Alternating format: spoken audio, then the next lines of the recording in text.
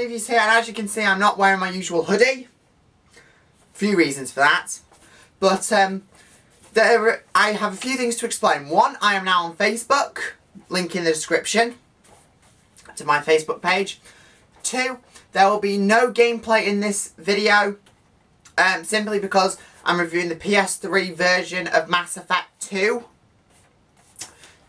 and I have a game capture just off screen which doesn't work, so can't record it. Wish I could, but hopefully Mass Effect 3, which will be coming soon, because I'm hoping to get the trilogy reviews out before Andromeda releases in 15 days.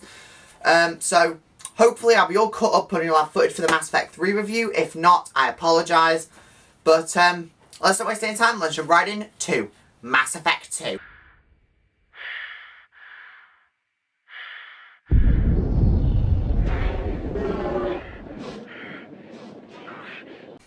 So, the story. The story follows probably a few months after Mass Effect 1 ends. Sovereign is defeated, Saren is killed, and Shepard and the Normandy SR-1, yes, I say SR-1, it'll get to that in a minute, is patrolling for runaway Geth when a mysterious ship attacks the Normandy, breaking down the kinetic barriers and killing most of the crew. But Shepard managed to get most of the core crew evacuated, but has to travel to the bridge to save Joker, who won't abandon the Normandy. But Shepard does the most heroic thing he could have done. He gave his life to save Joker. Okay, but it's not the end, otherwise we wouldn't have a game. I cried during that scene, scene of Shepard dying.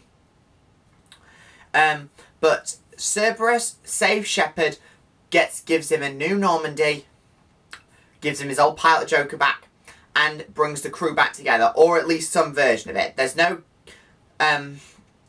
Grunt, Ashley, or Liara unless you played the Shadow Broker DLC, at which point you get to play with Liara for a bit.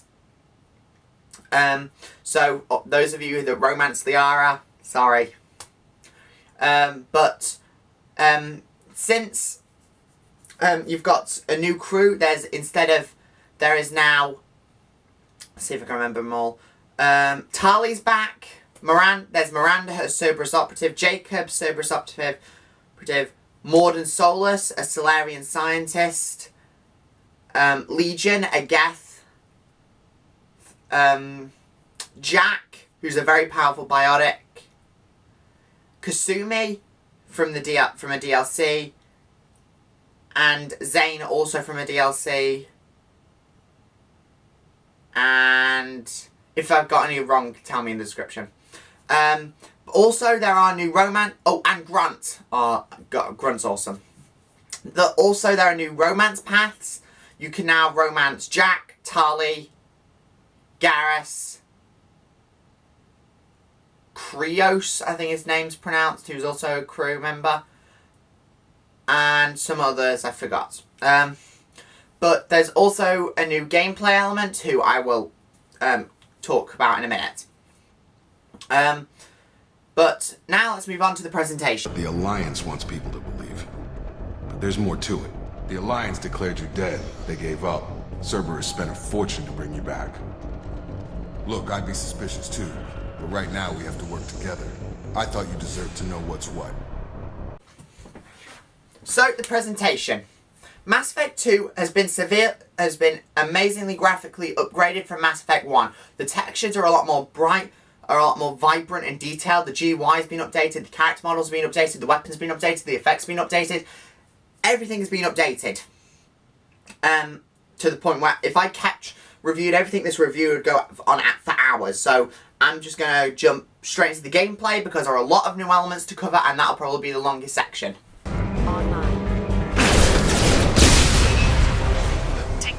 Down one floor. So, the gameplay.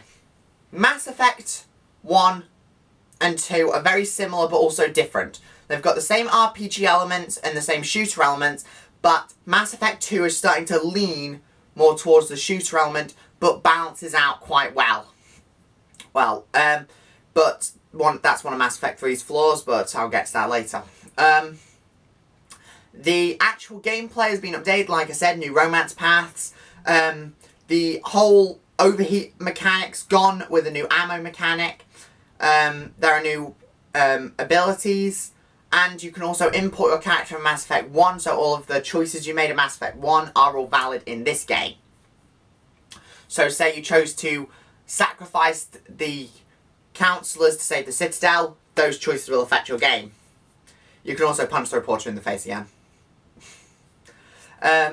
But there's also the new Normandy SR-1 with upgrades to the ship which will drastically affect the ending of the game. But now, let's move on to the final level. There's evidence enough.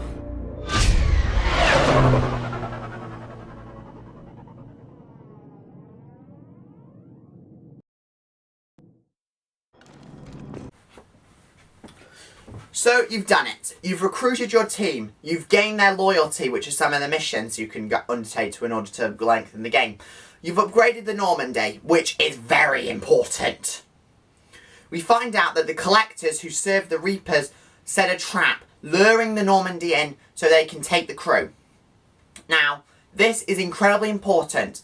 This is a suicide mission. They set that up from the game. There's highly unlikely your crew will survive it. But if you make all of the right decisions, all of the right characters at the right times, send all the right characters and go after your crew immediately, you can do it. You can save everyone. I've played the Mass Effect trilogy twice, which is why I know the story so well.